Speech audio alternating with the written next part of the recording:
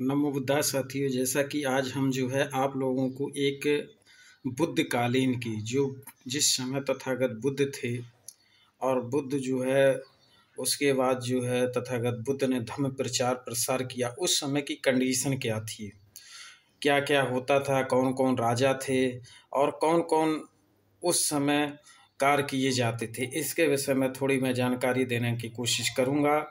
मेरे पास एक पुस्तक है, आप देख सकते हैं। इस पुस्तक का नाम है बुद्ध युगीन भारत। इस पुस्तक में आपको मैं जानकारी देने की कोशिश करूंगा कि जो उस समय बुद्ध थे तथागत, तो बुद्ध के समय में क्या कौन कौन से राजा थे और क्या क्या कंडीशनें हुआ करती थी, कैसे कार्य किए जाते थे, इसके विषय में जानकारी आप इसमें मैं कोशिश करूंगा कि आप लोग इसमें पढ़ भी सकते हैं। जैसा कि राजनीतिक अवस्था क्या थी भगवान बुद्ध के समय में, तो भगवान गौतम के बुद्ध के समय में भारत 3 बड़े भागों में विभक्त था। ये भाग उत्तरापथ और दक्षिणपय तथा मध्य देश के नाम से प्रसिद्ध थे। हिमाचल और विंध्याचल के बीच तथा सरस्वती नदी के पूर्व और प्रयाग के पश्चिम वाले प्रांत को मध्य देश कहते थे। इसी के उत्तर और दक्षिण के अवस्थित रहने के कारण शेष भाग उत्तरापथ और दक्षिणापथ कहलाते थे। उन प्रदेशों में अनेक छोटे छोटे राज्य थे, कोई केंद्रीय शासन व्यवस्था न थी। उस समय के सुप्रसिद्ध 16 जनपदों में से 4 व विशेष रूप से उल्लेख आए हैं। वे 4 इस प्रकार थे। देखिए, आप लोग पढ़ भी सकते हैं, मैं साथ में पढ़ता भी जाता हूँ। मगध, इसकी राजधानी राजगृह थी, बाद में पाटलिपुत्र बन गई। भगवान बुद्ध के समय मगध का राजा बिम्बिसार ने राज किया। यानी कि आप लोग बिम्बिसार का लगातार नाम सुनते रहते होंगे। तो भगवान बुद्ध के समय में जो है बिम्बिसार राजा हुआ करते थे मगध के। फिर आगे देखते हैं, फिर उनके पुत्र राजा अजातशत्रु थे, जो भगवान बुद्ध के बहुत ही पहले विरोधी थे। फिर इतने उनके उपासक हो गए बाद में कि यहाँ तक कि भगवान बुद्ध का वहाँ पर निर्माण हुआ था। उस समय अगर उनको शायद बता दिया जाता तो हो सकता था वो भी अपने प्राण त्याग देते, यानी कि अपना भी शरीर छोड़ देते। तो कहीं ना कहीं वो बहुत बुद्ध को विरोध पहले करते थे, यानी कि उनकी कोशिश थी किसी तरीके से बुद्ध को और बुद्ध विचारधारा को ख़त्म किया जाए। और फिर बाद में बिम्बिसार जो पिता थे उनके, वो बुद्ध तथागत बुद्ध को बहुत मानते थे और उनके उपासक थे, शिष्य थे बुद्ध के। लेकिन उनका लड़का अजातशत्रु जो था वो उनका बहुत बड़ा विरोधी था। चलिए आगे चलते हैं।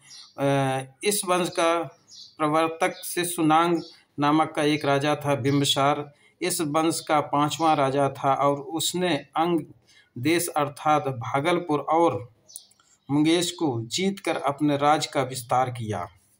फिर अगला दूसरा राज कौशल था।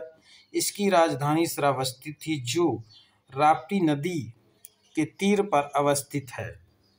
तीसरा जो हम लोग आप लोगों को बताएंगे,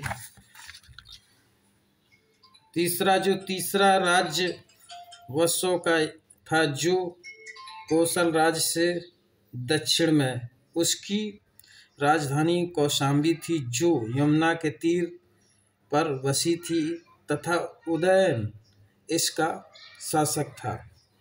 जो चौथा आया है, चौथा राज्य इसमें भी दक्षिण में उज्जैनी में अवंतिकों का था, तथा इसका राजा चंद्रप्रघोत था। ये आप लोग इसके विषय में थोड़ा मैं डिटेल में जानकारी देना चाहूँगा कि जैसा कि उस समय राजनीति में क्या था, तो इसमें बताया कि वे 4 विशेष राज्य थे, जनपद 16 जनपद थे। 16 जनपदों तो विशेष यानी कि 4 जनपद इसमें दिखाए गए हैं। आगे बताते हैं,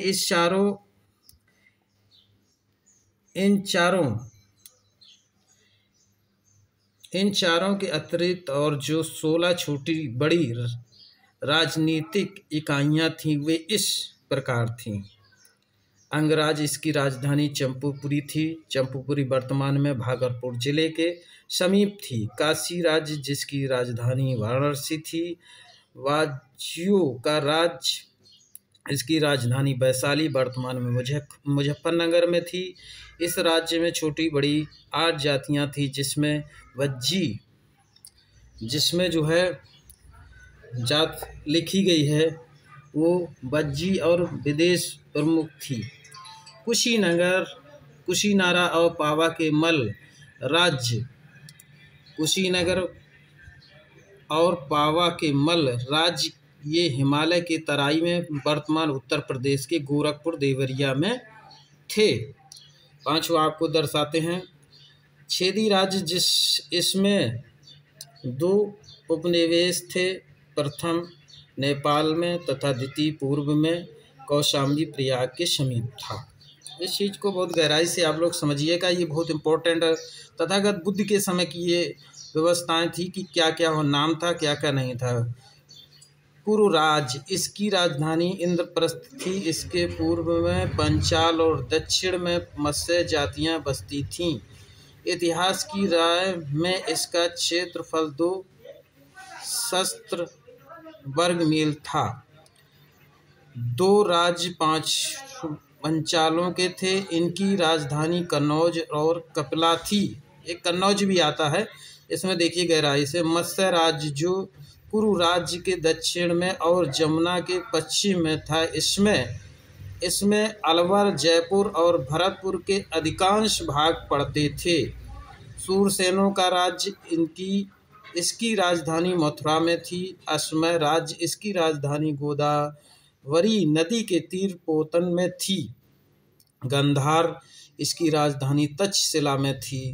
तक्षशिला यानी कि जो आज पड़ता है आपके पाकिस्तान में। कंबोज राज्य इसकी राजधानी द्वारका में थी। परंतु यह विशेष उल्लेखनीय है कि इस राज्यों के ये नाम इनकी शासन जातियों के नाम पर पड़े थे। इन राज्यों में कोई ऐसी शक्ति नहीं थी जो इन सभी को एक सूत्र में बांधे रहती। अतः ये सभी स्वतंत्र थे और समय समय पर आपस में लड़ भी जाते थे। इसको समझिएगा गहराई से। उस समय भारत में कई गणराज्य भी थे। महान विद्वान डॉक्टर राइस डेविड्स ने अपनी बुद्धिस्ट इंडिया में उनकी संख्या 11 निश्चित की है, जो इस प्रकार है। आप लोगों को इस पुस्तक से बहुत ही अच्छी चीज़ें मिलेंगी। ये बहुत इम्पोर्टेंट चीज़ है जो ये अब दिखा रहे हैं आपको, ये बहुत इम्पोर्टेंट चीज़ है। इसको आप लोग देखिएगा और इस पुस्तक को आप कहीं भी देख लीजिए, अगर मिले इसको पढ़िएगा ज़रूर। और ये बहुत पुस्तक इम्पोर्टेंट है, आप लोगों को पढ़ने लायक है। कोशिश करिए कि इस पुस्तक को पढ़िए। इसमें से देखिए पहला है शाक्यों का गणराज्य जिसकी राजधानी कपिलवस्तु में थी। जो तथागत भगवान बुद्ध के पिता थे वे कपिलवस्तु के राजा थे और वहाँ गणराज्य था। भग्गों का गणराज्य जिसकी राजधानी सुषुमार गिर वर्तमान में थी, पर्वत में थी, जिसकी राजधानी सुषुमार गिरी पर्वत में थी। और बुल्लियों का गणराज्य जिसकी राजधानी अलकप में थी। कोलियों का गणराज्य जिसकी राजधानी रामग्राम थी, जो आज भी रामग्राम है यहाँ वहाँ पर। यानी कि कोयली और शाक्यों के जब विवाद नदी के में हुआ था, उसी में तथागत बुद्ध ने जो घर छोड़ा था उसी की बात ये चल रही है। कोलियों का जो गणराज्य है ये भगवान बुद्ध की समय की ये सारी व्यवस्थाएं थी कि किसको क्या कहा जाता था और क्या क्या व्यवस्थाएं थी, कौन कौन राजा था, ये चीज़ जानकारी दे रहा हूँ आपको। कलामों का गणराज्य जिसकी राजधानी केशपुत थी। मल्लों का गणराज्य जिसकी राजधानी कुशीनारा थी। मल्लों का गणराज्य जिसकी राजधानी पावा थी। मल्लों का गणराज्य जिसकी राजधानी काशी थी। मौर्यों का गणराज्य जिसकी राजधानी पीपलीवन थी। ये चीज़ ध्यान दीजिएगा, उस समय भगवान बुद्ध के समय मौर्य का गणराज्य था जिसकी राजधानी पीपलीवन थी। विदेहों का गणराज जिसकी राजधानी मिथिला थी, और लिच्छवियों का गणराज्य जिसकी राजधानी वैशाली थी। तो लगातार आपको ये हमने जानकारी दी है और कोशिश करेंगे रोज़ कोई नई जानकारी आप लोगों को देते रहें। और ये प्रमाणित जो जहाँ तक हैं अभी भी ये चीज़ें मिल रही हैं, तो कहीं ना कहीं ये चीज़ें हमें समझनी चाहिए और देखनी चाहिए कि हमें जो ये चीज़ें देखने को मिल रही हैं, तथागत बुद्ध की विचारधारा जो उस समय तथागत बुद्ध थे वो सच्चाई क्या थी उसकी, उस विषय में थोड़ा हम लोग जानते हैं, कोशिश करते हैं और फिर आगे आप लोगों को दिखाते हैं कि इसमें जो है लिखा ये सब गणतंत्री राज प्रायः राजकल के गोरखपुर, बस्ती, देवरिया और मुजफ्फरनगर जिले के उत्तर में अधिकांश बिहार राज्य में फैले हुए थे। ये जातियां प्रजातंत्र के सिद्धांतों के आधार पर शासन कार्य चलाती थी और प्रजातंत्र शासन काल चलाती थी और सभी के सिद्धांत प्रायः समान थे। इन गणराज्यों में से सबसे अधिक उल्लेख शाक और लिच्छवी गणों का आया है। शाक जाति के राज्य की जनसंख्या उस समय लगभग 10 लाख थी। उनका देश नेपाल की तराई में लगभग 50 मील पूर्व से पश्चिम को तथा 40 मील उत्तर के दक्षिण को फैला हुआ था। इस राज्य की राजधानी कपिलवस्तु थी तथा राज्य के शासन का कार्य एक सभा द्वारा होता था। इस सभा के भवन को संस्थागार कहते थे। शाक जात के छोटे बड़े सभी इस संस्था के सदस्य होते थे, परंतु इस संस्था के प्रधान का चुनाव हुआ करता था। इस प्रकार एक बात बहुत इम्पोर्टेंट है कि इस संस्था का जो गणराज्य था शाक्यों का, उसमें चुनाव हुआ करता था। तो ये चीज़ समझिएगा, चुनाव हुआ करता था।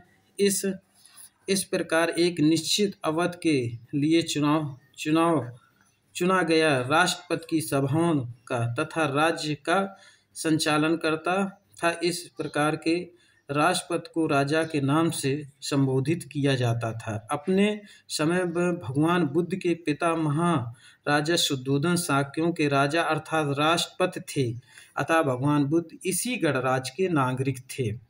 देखिए आप लोग इसको समझिएगा कि भगवान बुद्ध के विषय में जो इसमें दिया उस समय कि चुनाव हुआ करते थे और चुनाव होने के बाद एक प्रधान चुन होता था, फिर उसको राष्ट्रपति के रूप में एक राजा बनाया जाता था।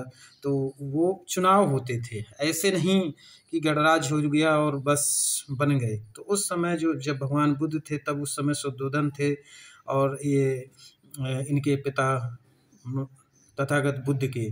दूसरा प्रमुख गणराज्य बज्जियों का था, इसकी राजधानी वैशाली थी। चलिए ये बाद में हम आपको बताने की कोशिश करेंगे।